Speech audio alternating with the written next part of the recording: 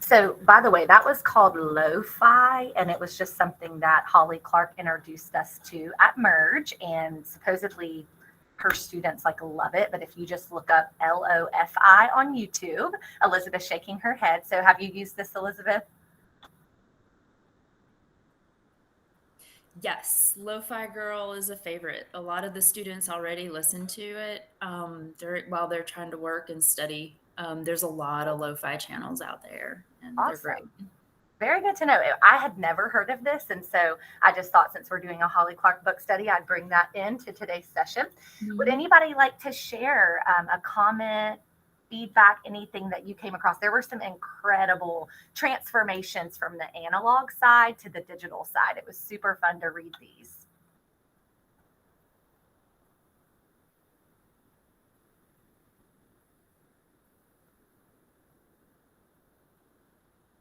Well, I will start. I'll share one. I loved sketchnoting, and that's a really cool, fun way to transform that note taking experience for students. Tracy, I was trying to ask Matt. We were trying to remember. There's a sketch noter on Twitter who does a lot of this stuff with Matt Miller, like through the. What do you remember her name? I can't. I just can't remember it off the top of my head. Yes, her name's Sylvia Duckworth. Okay, Sylvia Duckworth. And so if you want to maybe, if you're interested in the idea of sketchnoting, check her out on Twitter. She has a lot of great resources out there. All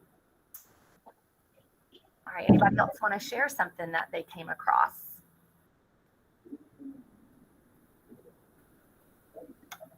I liked, I don't remember who said it, but the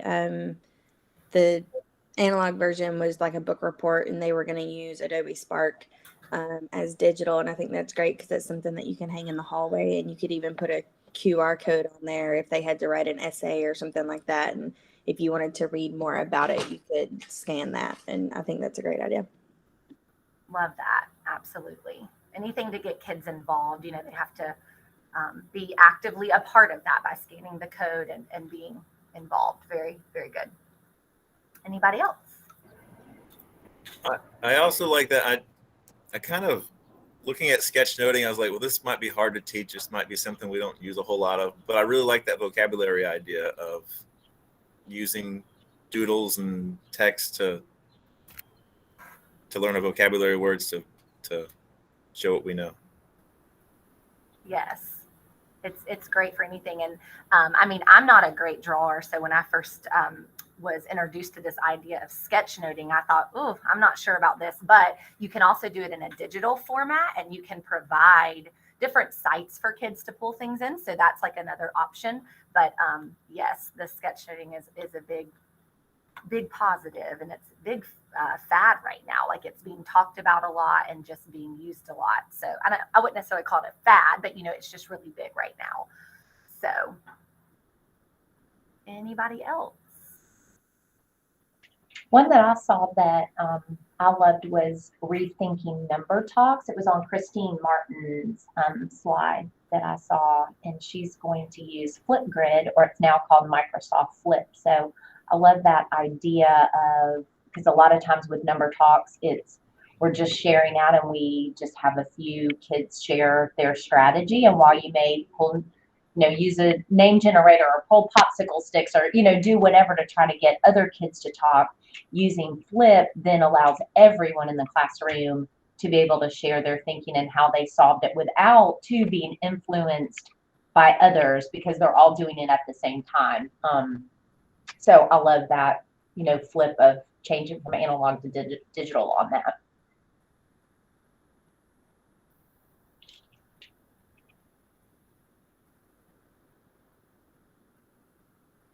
Well, very good. Y'all did an amazing job. Like, this is really powerful to just look at the analog side and see how, honestly, how just a simple little tool can transform that whole experience. And so I really enjoyed reading through these, and look forward to seeing some of this play out in your classrooms. If you're ever doing like one of these cool activities, we'd love to come out and see what's happening in your room. So just invite us out, let us know what's happening and how we can come out and, just come watch or be a part of that with you. All right. And Matt, I will turn it over to you. is not working. Oop, 1 second. Mic malfunctions. Okay. Mhm. Let's try again. There we go. Sorry about that. Sorry about that.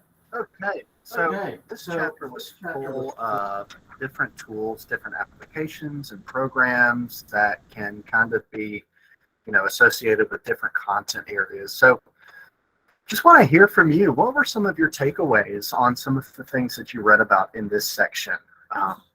Some of maybe the extensions that were mentioned. Of course, there are lots more as we read on in the book with a little bit more of an explanation, but things that you can add to your digital tool belt.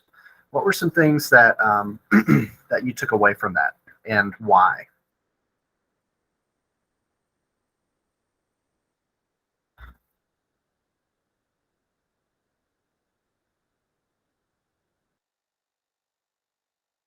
I never really thought of like taking what we're reading and putting it in a Google Doc and then letting them comment and highlight on it. I thought that was really kind of neat. Like, I love this idea of having, I make a lot of copies and we have like paper in front of us whenever I need to, or a class set of books, but like this kind of, I just never thought of applying it this way. And then I put a big note here for myself, like make sure I specifically teach how to partner talk, how to share, how to listen to each other, how to actively listen, because I don't think I've done a very good job of that in the past. But I just like this collaboration idea. Yeah, I'm with you. I think that too. When I taught in the classroom, and I don't think I did a very good job of teaching students how to listen to each other either. It's not something that we really think about. We just assume that listening is listening. They just come in, knowing how to listen to each other, but that's not often the case. So practicing that is that's really important. So I'm glad you thought of that, and to kind of stemming off of what you said about Google Docs and going back to the section in the book that talks about the types of learners that we have, Gen Z, Gen Alpha, working in Google Docs and doing like what we did today, allowing students to comment and highlight and share suggestions, all of those things, is tapping into their learning style, almost like the texting. It's giving them a digital medium to communicate with, even if they're sitting right next to each other. Some of that's good. Some of that's, need a good balance. Always remember that. Need a good balance of that. But yeah, I think that's a great point. What else? I really like the idea of starting off with multimedia text sets, like to activate prior knowledge.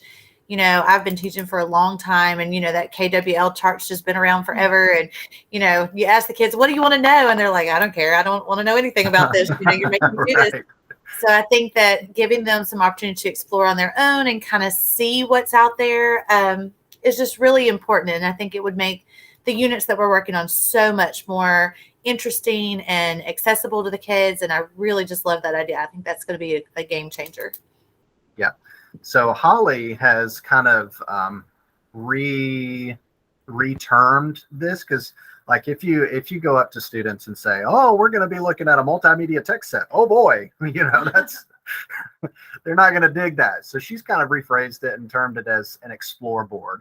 And if you've seen any of her TikToks or her videos on YouTube, that's how she calls it. So explore boards may be a little more, a little more engaging, interesting. But yes, the idea behind that is, giving students a way to kind of dig in and become curious about what they're learning. You're right, at KWL, in some cases it fits and it works, but a lot of times, especially if it's used over and over and over again, it's, I don't really care. I don't know what I want to know. I don't know what I want to learn, So, yes, explore boards are a great way of getting students interested in the upcoming content that you're going to share.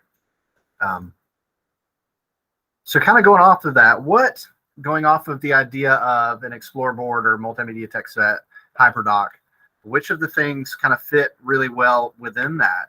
What lends itself to working well within a HyperDoc or explore board? And if you want to continue answering the question of just what takeaways do you have, that's fine too. I'll add to that.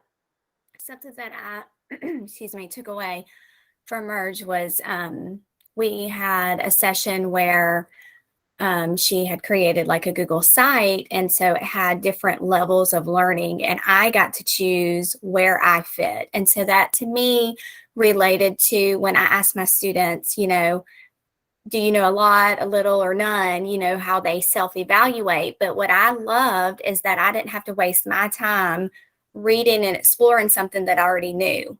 So thinking about my classroom and just like the things that we do, HyperDoc or Google Site, to go ahead and have that, all that information out, basically not to waste their time. You know, if they already know some background knowledge, well, then we can go to the next step. But if you don't know anything about this subject, here's an Explore board to kind of get you familiar and let them be in charge of where they're starting, basically. So that was a big takeaway for me, because I didn't want to sit there and read something I already knew either. So for example, we do a lot of like research on PebbleGo. You know, some of those students know those basic facts, and I don't know that yet until they, you know, are like done so quickly, and then I can give them another resource.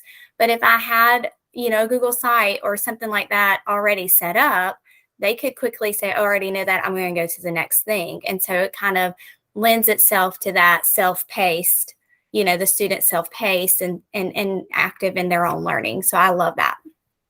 Yeah, that's awesome. And that's so powerful. And I'm glad you got to experience that.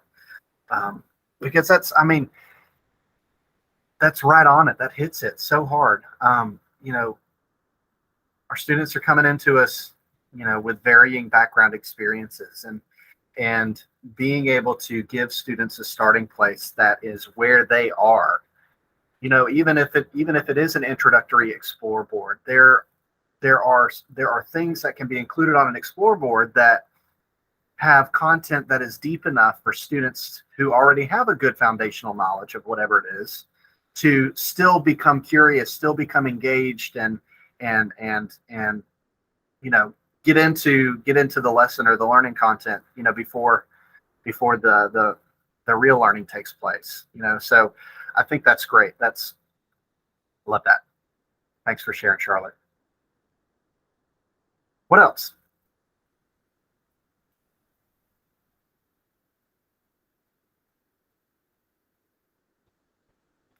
I never thought of like using Google Earth to explore an area, like a location.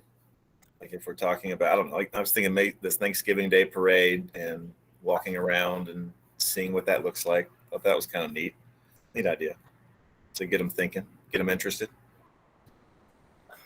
Well, and two, what I have experienced with students that I've worked with across various different grade levels is that students have a hard time understanding their spatial awareness. Like I worked with some high schoolers in an ESL classroom. Some of them are newcomers, and they have no idea where they, like, geographically where they are living in relation to their previous home. And so we spent some time looking at Google Earth and, you know, zooming in to where their home is, you know, the bird's eye view of where their home was, and the journey of coming to Alabama and where they are right now. And it was amazing to see, like, how blown away they are, how far away it is from one place to the other. And so, yeah, that's another really great way of getting students into and understanding, you know, more about where they are, that spatial awareness, and just the different geographical differences from one place to another, you know. And Matt, I think Google Earth is one of those tools that is not used nearly enough. I think teachers forget about it. I know I didn't use it nearly enough in the classroom, and it can be used across all subject areas too, just to, you know, like you said, to have an awareness of where they are, but then also just to bring our kids things outside of our world of Shelby County to life for them. And some of our kids have those opportunities to go outside and see other things, and some of them don't. So it's just a really good way to kind of make that real world connection. And I just know with teachers that I have worked with, they're like, oh, I never used this. And it's easy to use too. And kids like to see. So it's one of those that I wish I had used a whole lot more in the classroom. Yeah, there's just so much that you can do within it. Building your own voyage. Like if you're a really good example would be if you're doing a class book, if you're reading a class book together and the character goes on a journey from place to place, you can create a voyage that tracks the location of each stop that character makes along the way, especially if it's like a historical fiction or a fictional book, but is based on real places. So being able to track and give students a glimpse of what's really there and what the character might have experienced, just it takes it to a whole nother level. I was going to say, I've used that before when I was teaching elementary and had a Spanish story, and the character went to different places in Mexico. And so I did a little Google Earth tour of Mexico, and the kids love it. They love to see like where things are. And I even found I did it with one of my clubs. I used the Google Earth and did, because they have some of their own tours that you can use as well, like for important land sites, landmarks, and even that group of kids was like middle school, high school students were very interested in knowing where things were. So I really do like it as a tool. The kid, they aren't as familiar with geography, but when you bring it to life for them, they get a lot more excited about it. Yes, yeah, bring 100%. All right, what else?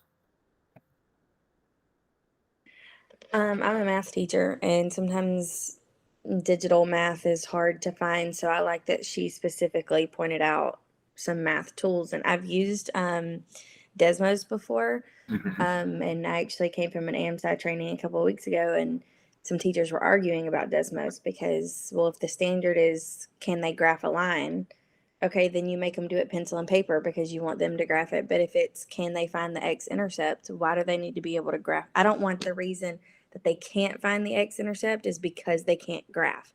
So Desmos is a great tool. It's a graphing calculator for those of you who don't know. I'm sorry. And I've used it in my room before. I need to use it more often. I'm teaching Algebra 2 this year, so we'll definitely do that. And I don't have graphing calculators in my classroom. And most of my kids don't either. They're $80 to $100 a piece. So most kids don't have that. And then, you had teachers asking, well, they can't use Desmos on the ACT. Well, but if they're not going to go buy a $100 calculator just to take the ACT. Right. So let's get them through my class, and then we'll worry about the ACT, because if they're not going to buy the calculator to begin with, then it's not going to matter. So. Yeah. What about the other extension that was mentioned kind of in that section along with Desmos, the Equatio? Have you ever used that, Shelley? I have not. So when we first started in Shelby County using all of the Google things, and we switched over to the Gmail, and I tried an extension. It wasn't this one, but I tried a math extension, and it was bad. So I have actually always used Word to make my math test, because I knew it was easy. You click insert, you click equation, you type it in, it was good to go. I didn't know that this extension existed, so I'm actually kind of excited to try that out when we get back to school. So be very excited. It can do a whole lot, and it's a great extension. So Equatio is made by the same people who make the Read and Write for Google extension. And so it's top notch. You will love it, and it will make your life so much easier, and your students too. Make your students' life so much easier. I'm really excited to try that. And I had to teach geometry for 1 year, thank goodness, and I don't have to do that anymore. But it was very difficult to figure out how to make your shapes and turn your equations this way, and that way you almost had to use like you were in Canva, like making a test almost like that. That's what it felt like. So I'm excited to try out this extension. Sweet. Awesome. Okay, so what other things, out of all of the things that were listed here in the digital geography, we talked about Google Earth, digital math, digital reading, of all of the things that are listed here, what fits in for you and for your grade level, for your students? What could you incorporate into a hyperdoc that has students, that's more than just an explore board where students are exploring, that has students actually doing something with what they are learning? What type of programs or activities that you see here in this section would fit in with a hyperdoc where they would be able to take and carry out their learning in some other means?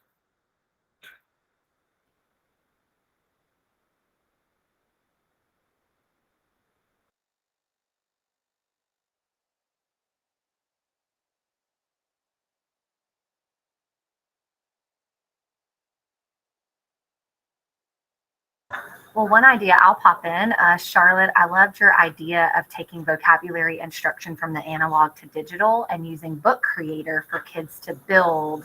And so I'm just thinking about how that really could be something that if you didn't have time to do that activity, particularly in class, you could include that as something within a hyperdoc that the kids are doing throughout the week, and they're working on that. You know what I mean? As they're at the end of their apply, if you do the format of the explore, explain, apply, that could be what they do to apply their knowledge, is to create that vocabulary book within Book Creator. So I just thinking about what Matt just asked, so many of these great ideas. Unfortunately, time is always against us in the classroom, but we could think about using some of those activities within a hyperdoc for students' independent work. Because even if we are having to provide some type of intervention, there's usually time somewhere within the week where every child can have an opportunity to work on those independent type, activities. It might just be a different time, depending on what the students need. Yes, I'm in the process of trying to think through that and how it could look in the classroom, and I'll add to it to answer Matt's question.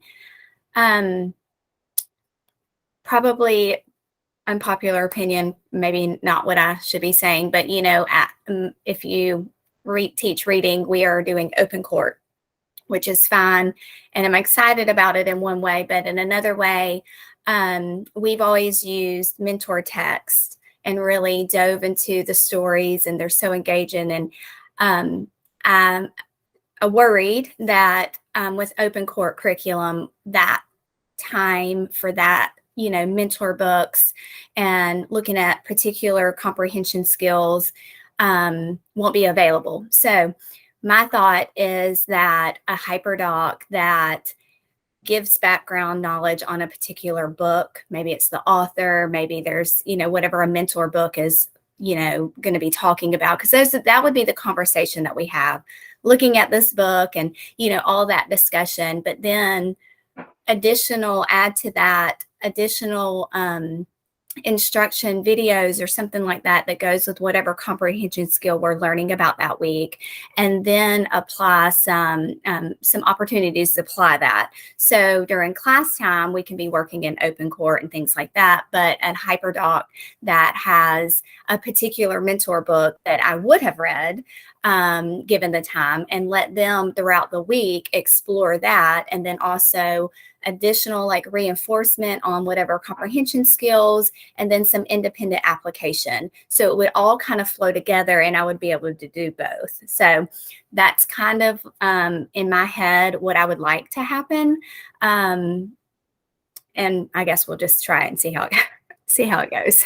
And this is why just a way to put that extra stuff in that I like doing, but that I might not have, time with a new curriculum. But anyway, that's what I was thinking for that, and including that vocabulary in there along with it. Yes. And I was just going to say, and this is why teachers are superheroes, because here you are trying to figure out how to keep all of the greatness that you had before, and in spite of this. And it is going to be a wonderful curriculum, I believe. But another thing, Charlotte, and I'm sure that you know this, but just thinking about that, it kept popping into my mind with the grade that you teach, the fact that books can be found on YouTube. And so you could have them listen to the book, and therefore there's not that interference of maybe the words were too hard or whatever it may be. So I think that's a great plan, and I think that would be really powerful for that independent reading time, and really meaningful too, not just here's go read your book, but this connects to what we're doing in class. So I love that, and I think you should go for it.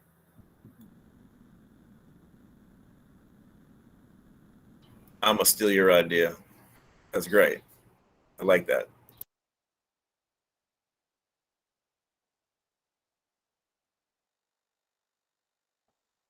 I love the use of, and I can't remember if she mentioned this in here, but the use of Adobe Creative Cloud Express for that apply part to it, because and several of you all mentioned it on your analog and digital, because it is just a simple platform to use, and then allows the students to create, and it can be a video, it can be a web page, it can be a post, an infographic, it can look all different kinds of ways, but that's just one that I always kind of is a go-to for me, that I think is easy to incorporate into an Explore board, multimedia text set, that type of thing that hits that apply.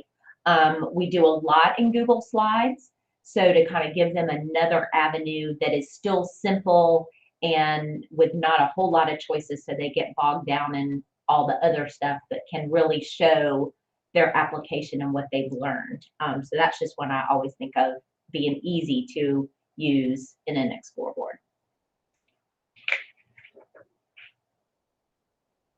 And it's a favorite of mine too. So.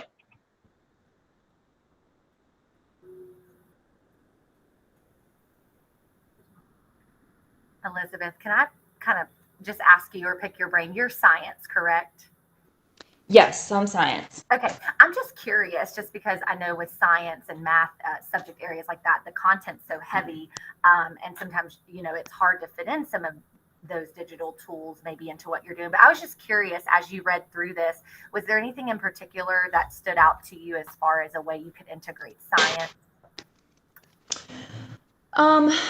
Well, one of the things that I was really looking at, and let me refer to my notes here because I actually jotted down a few things, and I've got to go back because it's been a while since I read this.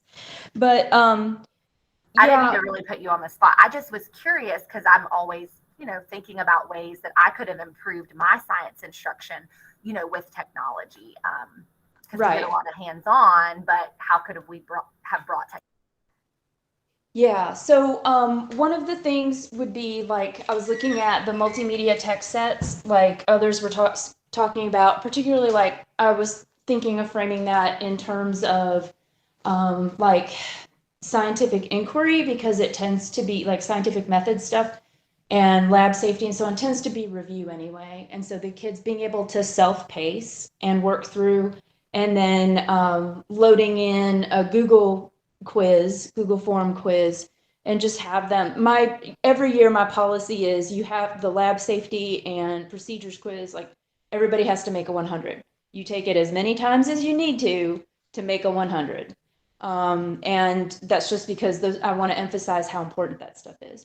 But from looking at, because I incorporate argument-driven inquiry in my classroom, I don't know how familiar everyone else is with that, but one of the main components of that is writing a lab report and doing peer review. And so being able to use like Google Keep and having the students share notes, because they have to do a research proposal as well, and then conduct their experiment and then write their reports. And so being able to share that process, particularly like the first one or two where they're really learning, because the rubric that goes along with the argument-driven inquiry is like super detailed, and it's a 3-page rubric.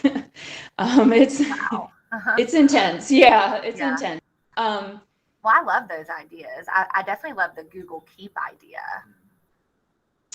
Yeah, I was really excited about that. And then also things like well, I like how you guys have been modeling some of the digital resources too, because being able to use like Padlet and Wakelet and some of the other things. My goal is, especially since this year I'm going to be having inclusion. Usually I teach the challenge classes and the general, and this year I'm going to be teaching inclusion as well. And so being able to self-pace and kind of have a easier way to differentiate, I guess, as far as like I could post, in a multimedia text set, I can have video, I can have an article, I can have, different reading levels on there. And the students can just kind of search and find what they need. And I really liked that idea. Thank you so much for sharing, Elizabeth. Those are all incredible ideas. Oh, thank you. Yeah, absolutely. Okay, so on the section, starting on page 124 with digital questioning, I'm very curious to hear your thoughts on this section, and maybe even gauging how much of, because I know we've had some discussion earlier on in the book study about this whole idea of the question formulation technique and how and the different components of that. So out of all of the 6 steps that are listed in this section, what have you done with your students that is similar to this, without knowing that it was really the question formulation technique? But how do you see this playing out in your classroom? If you were to try and implement the question formulation technique, how do you see this going over with your students? What types of things do you see being accomplished with this? Just kind of tell me how you see this playing out in your classroom. So I'll jump in first because those 6 steps are very similar to what we use in argument-driven inquiry with science, especially with the developing their research proposal, their research plan, where they have to design their own experiment. And so a lot of that is just a questioning process. Okay, what are you changing on purpose? What are you measuring? How are you going to know you're done collecting data? How are you going to format your data? And it tends to be like this thing because we have to have a dialogue with that of working through these questions, starting out general and then getting more specific, and before their research plan is approved. So I loved that. As a science teacher, I just really loved that. And so the challenge for me now is going to be like, how can I do this digitally with the students? Yeah, I figured they would be very similar to the argument-driven inquiry. When I'm teaching research and writing research to build knowledge, to collect knowledge, this first question is that it can be a statement, a word, or an image. I put a big image of a spider on the board, and I asked 3 questions. What do you notice? What do you wonder? What does it remind you of? And then we move towards a research question with that. And so I like that idea of being able to put a cool picture up there. We kind of partner talk for 30 seconds or 15 seconds, and then we start sharing and to get our brains moving. It's kind of neat. I want to try this though. I like this system. But I think with younger students, like in your case, Arthur, teaching 2nd grade, it's something you have to build up to. So like in your case, asking those 3 questions to kind of spur that thinking of then asking more detailed, in-depth questions. With younger students, you can't just right out the gate say, all right, start asking questions. What questions do you have about the image on the screen? You're going to get all over the place with that. So I like that you started with 3 very broad questions and then had students kind of narrow it in to create that research question. That's awesome.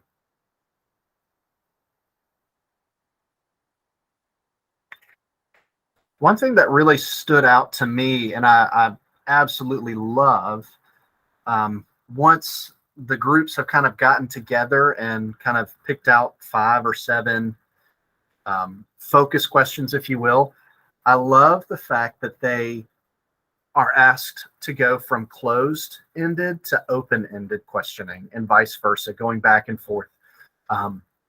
That really, really starts to get students thinking about, thinking more critically about the questions that they're asking. How can we rephrase this so that it is more open-ended to get a better response, a more detailed explanation? It's not a simple yes or no.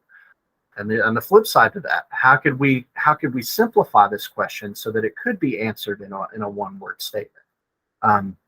So that really taps into that critical thinking and the collaboration too, that as students are working, discussing, and communicating. I mean, really, it gets into all four of the C's there, you know. So I love that. And it kind of gets into this idea that there are multiple thinking abilities. So something that we came across last year as we were looking in and building this book study is the idea that there are convergent thinkers, divergent thinkers, and then lateral thinkers. So convergent thinkers are the thinkers who think more logically in a step-by-step process. So as we're thinking about the questions that we're asking, they think logical questions in sequential order, whereas divergent thinkers think more scattered, thinking about all of the different things that could possibly relate to a central topic or theme. And then lateral thinkers use both of those ideas, both convergent thinking and divergent thinking. Thank you, Ashley. Perfect. And then combine those two together. So it's coined really as thinking outside of the box. So this is just something that really sparked our thinking as we were looking at the question formulation technique and what goes into those questions that students generate. The three different types of thinking and the metacognition that comes from that. So. Any other thoughts from this section? And one thing I kind of thought about and connected to just back to my time in the classroom when I saw this modes of thinking, I think as teachers, we naturally get into this mindset of like we have certain kinds of students. And a lot of that comes from, you know, the labels that our students get. They're gifted or they, you know, might have a learning challenge or whatever it might be. And so I love this because it doesn't mean that our kids are one or the other. They have the capability of thinking with all modes of thinking, but we just have to teach them how to think about their thinking and how to expand that. And going through these steps with questioning can really do that. And so when I saw this, I just thought back to that, you know, try not to put our kids into one type of mode of thinking, but really expect our kids to use both types of thinking and to guide them in building that. And so I just kind of wanted to interject with that because I know oftentimes we do, you know, and I think we don't mean to categorize our students, but this just happens because of different labels they may have or whatnot. So.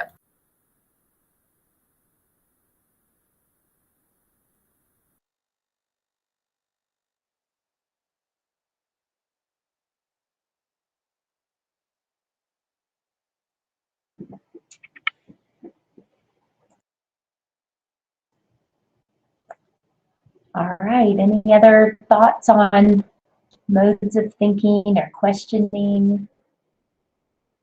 Hopefully this gave you some ideas and things to think about and implement in your classroom, thinking about your students and the types of thinking that each of them have or that they're able and to incorporate those different types as well and different experiences into your classroom.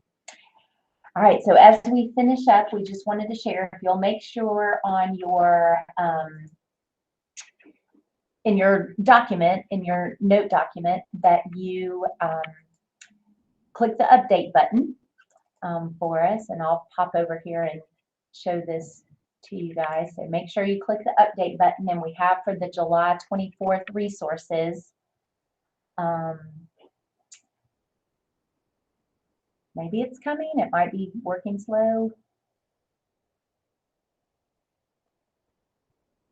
There we go. Perfect. Here Here's some resources on hyperdocs and also sketchnoting, and then that graphic that actually pulled up on the modes of thinking. So each of those are linked out just for some resources. And then in preparation for our last time together, which is going to be August the 2nd, back to a Tuesday. So August the 2nd, in your book, read pages 128 to 172. It's basically the rest of the book, talking about digital workflows with Google Classroom and your Chromebook superpowers.